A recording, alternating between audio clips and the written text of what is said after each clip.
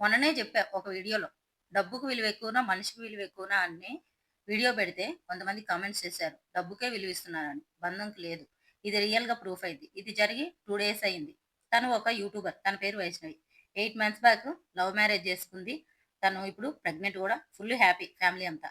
కానీ ఈ love marriage అబ్బాయి తరపు వాళ్ళకి అస్సలు ఇష్టం లేదు. అమ్మాయి తరపు వాళ్ళు ఉండటానికి ఇల్లిచ్చి ఉంచారు. కొన్ని రోజులు బానే ఉంది. తనకి 13 మంది అన్నదమ్ములున్నారు. అంటే పెద్దమ్మ పిల్లలు.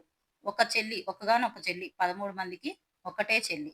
వాళ్ళందరి దగ్గర చూసుకున్నారు. బావ గూడా వాళ్ళలో కలిపేసుకున్నారు.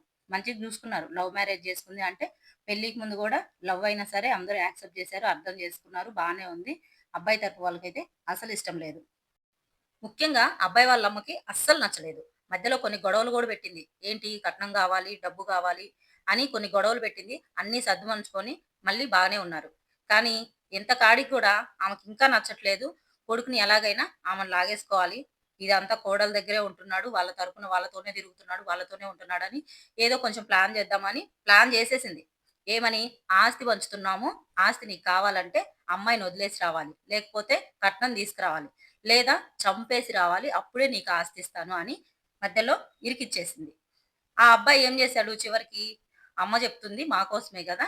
కట్నం గావాలని కొన్ని గొడవలు కూడా చేశాడు. అది అయ్యేది గాదని కొన్ని రోజులు సద్దుమణిగింది.